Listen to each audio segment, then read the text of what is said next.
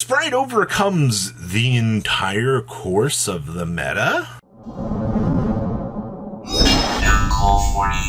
Make sure you guys smash the living crap out of that subscribe button so you guys don't miss out more on us content. In a world dominated by your meta, Sprite somehow finds a way to overcome the competition. Yeah, that's a headline for you. The breakdown for the regional here. I like this a lot, first of all.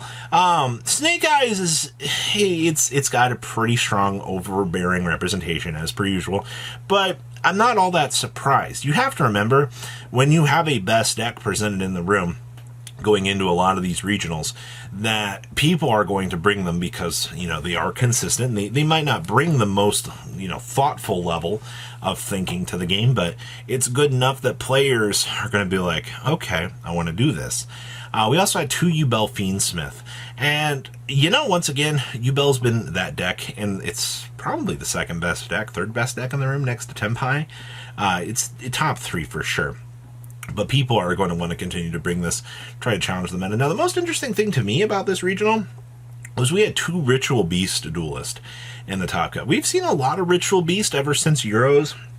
Actually, since both of the big events, where people are messing around with the ratios out here and actually creating this, I would say, very good deck. Being able to toss shifter at your opponent and have your opponent get massively frustrated is the name of the game. And then Sprite not only managed to overcome Snake Eyes, Yubel, and the Ritual Beast, but this duelist managed to sit on the throne up here as the undefeated first place duelist with the power of Sprite. And they said that Sprite was dead. This deck is got-ish. No, the deck is doing just fine. I think a lot of people over here just are like, oh, it's Sprite. Woohoo. And I get that. Well, let's pass on over to our top deck list. Winning our event here was the power of Sprite. You do see we are doing the Melfi Caddy with the little Penny, and gotta love the little squad coming out here and actually helping us out. And of course, like most of these builds, we are doing the Mirror Mage with the 1 copy of the Freezing Curses. This is going to continue to stick around, and I would say be the norm approach for a lot of these builds. Now, we do have a strong Kashtira backing here. You do see we are doing the Birth with the Fenrir and the Unicorn. Yeah, I'm okay with this. The mid-range control options out here, being able to tear through a regional, is going to help you out a lot. You gotta remember, especially when you're like, oh, well, you're playing Sprite. Yeah, you're playing a little bit different of a game, but these 2 cards are going to be free deployments, and their job is to make sure that you are able to control the game very, very easily. And you have all the utility options to do so. Being able to be, you know, Nibiru-proof is actually pretty insane. Alright, ooh, our first Snake Eyes deck. Won't be a lot of these today. See, we're playing 43 in this, which is fine.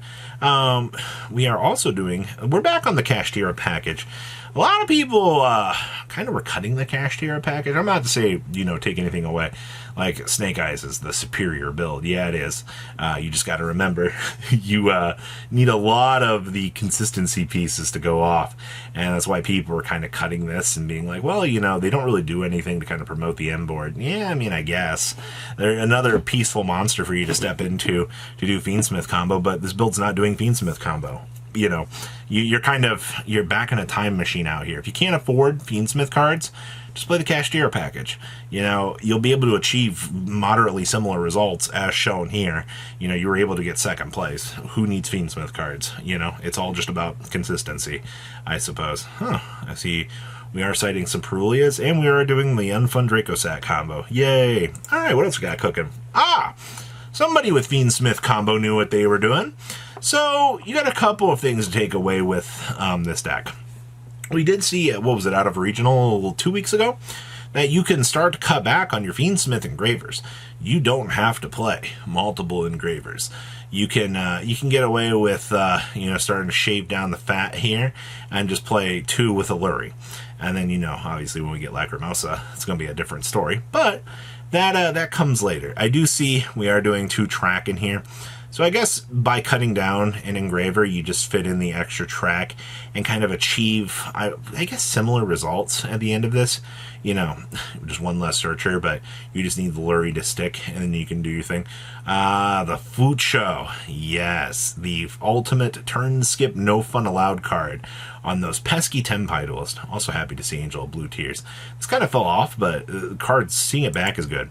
Ooh, more fun stuff. Ooh, so this is 2 builds now that we have seen that you do not need those Fiendsmith cards to make this deck a very, very strong meta contender. That is once again incredibly good. Just play your cash. This is what, like a 4-card splash package, 1 Fender, 1 Unicorn, the 1 Birth, and the 1 Race slot, and you're already achieving, you know, the results that you want to be seeing. Like, seems good to me. You also have droplets in here for board breaking, so, you know, you can actually get the options going.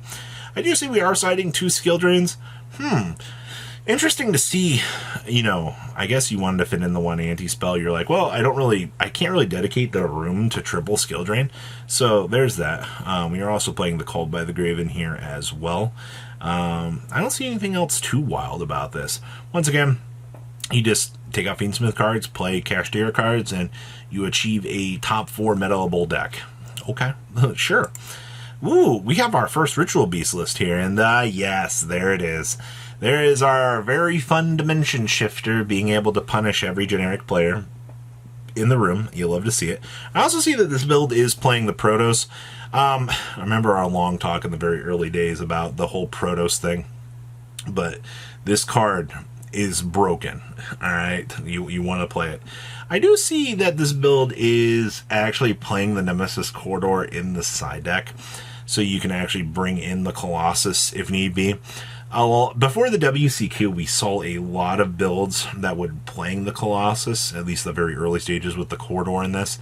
I think it's good that you still have access to this, but the way players are playing this deck is it's a board breaker deck. You just negate your opponent's stuff, and then you go ahead and do full Ritual Beast combo. You know, make the Protoss, set the condition, and your opponent cannot. See? Only 2 evenly, though. That's very interesting. Okay. Alright, you see the shift in the Ritual Beast there? Yeah, once again, you do see here that we are only main decking 2 evenlies. That is so crazy. But this build did make the effort to actually play the Nemesis Corridor built into that main deck. Once again, you want to have that consistency. You want to make sure that, you know, having that walking, talking Floodgate punishes those matchups that you need. And whatever you're sacrificing out of the extra deck to be able to make the slot for this, you can do well. This build also changed up board breakers. I mean, you're on 2 Book of Eclipse, 2 Dark Roller, the 2 Talents. We are main decking 1 Steeds. I think 1 Steeds is now the best way to go. I get, once again, having multiple Steeds is cute. It lets you do some pretty interesting little things along the way, but you want consistency for sure. Actually, side decking the Dimensional Fissures, that feels pretty normal, I feel like, at this point too. Alright, cool stuff. Ooh, are you Bell Fiendsmith player? Hey, look, spent all this money on meta to end up back here. We're also only main decking 2 crossouts. You're playing 47 cards and you only opted for 2 crossouts? Okay, that's a very interesting choice, but I guess, meta, you know what you're doing. Triple Engraver with the 1 Lurry, that feels pretty right. You do see the full Nightmare Throne package, the triple opening. Yeah, this deck has everything that you want. Also only side decking, what was with these ratios? 2 crossouts and 2 Spooky Dogwoods. I guess you didn't want to draw the Spooky Dogwoods for time, that's why you opted to play 2? One of these things does not feel like the other, in my opinion, but okay. But hey, Yubel, still standard meta contender, still going through, you know, Spirit or Phantom of Yubel is such a stupid card. Like, I guess you'll love to see what you can come up with out here for the inclusion package. Alright, and our last list here is more Yubel. Standard Fiendsmith package built into this. We're doing the 1 Chaos Summoning with the 1 Dark Beckoning. I feel like this has also become more of a norm at this point for this build. 2 Nightmare Pains, okay. Actually main decking the Triple Spirit here.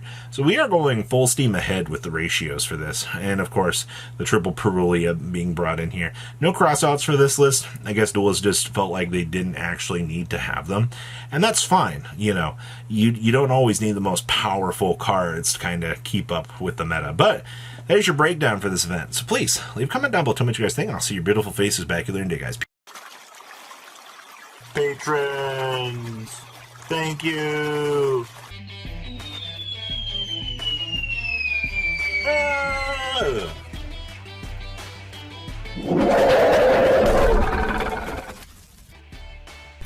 Thank you so much for watching. Check out these other videos.